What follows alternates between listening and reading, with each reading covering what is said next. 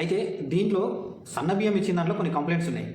చాలామంది జనాలు దాంట్లో ప్లాస్టిక్ బియ్యం వస్తున్నాయని చెప్పేసి కంప్లైంట్ చేస్తారు. అది ప్లాస్టిక్ బియ్యం కాదు, ఫోర్టిఫైడ్ రైస్లో folic acid, iron, zinc, calcium ఇట్లాంటి అన్ని మినరల్స్ ఒక హ్యూమన్ బాడీకి ఏమేమైతే ఇంగ్రీడియంట్స్ అవసరమో అవన్నీ దాంట్లో ఉంటాయి. మీరు బియ్యం కడిగినప్పుడు అవి నీళ్ళ మీద తేలుతాయి. అవి వాటిని తీసి పక్కకు పడేయకుండా ఆ రైస్తో పాటు వండుకొని తినండి, అవి ఆరోగ్యానికి మంచిది.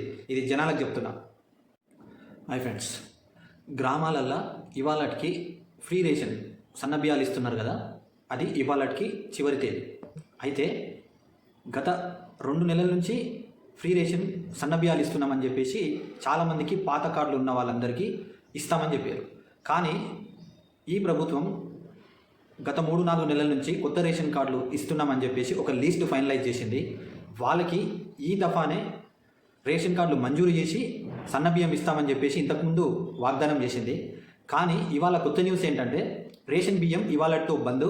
కొత్త రేషన్ కార్డుదారులకి ఇప్పుడు ఎవరెవరైతే రేషన్ తీసుకోలేదో వాళ్ళందరికీ మళ్ళీ అక్టోబర్లో ఇస్తామని చెప్పేసి ఒక కొత్త ప్రకటన చేసింది. ఎవ్రీ మంత్ రేషన్ ఇస్తే చాలా బాగుంటుంది, కానీ 3 నెలలకు ఒకసారి, 4 నెలలకు ఒకసారి ఇలా ఇవ్వడం ఎందుకు? అయినా కూడా కొత్త రేషన్ కార్డులు ఇస్తున్నామని చెప్పేసి మీరు ప్రాసెస్ అంతా చేసి లాస్ట్ మినిట్లో ఆపడానికి రీజన్స్ ఏంటి? ఇప్పుడు మీరు సెప్టెంబర్ 30లోగా ఎలక్షన్స్ పెట్టాలి. కొత్త రేషన్ కార్డులు ఇచ్చిన వాళ్ళకి సన్న బియ్యం ఇచ్చింటే మీకు మంచి వెయిటేజ్ వచ్చేది కదా.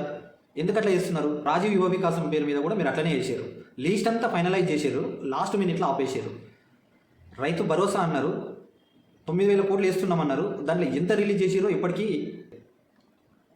క్లారిటీ లేదు. కొంతమంది రైతు భరోసా 1 ఎకరం ఉన్న వాళ్ళు కూడా రాని వాళ్ళు ఉన్నారు. మరి వాళ్ళ సంగతి ఏంటి? అందరికీ ఇష్టమని మీరు చెప్తున్నారు. మీరు ఏదన్నా ఒక పనిని స్టార్ట్ చేస్తే అది చిన్న పని అయినా సరే దాన్ని పూర్తిగా కంప్లీట్ చేయండి. స్టార్ట్ చేస్తున్నారు, ఆఫ్ చేస్తారు. దీనివల్ల మీకు మంచి ఏమి జరుగుతుందో నాకు తెలియదు, కానీ చెడు మాత్రం 100కి 200% జరుగుతుంది.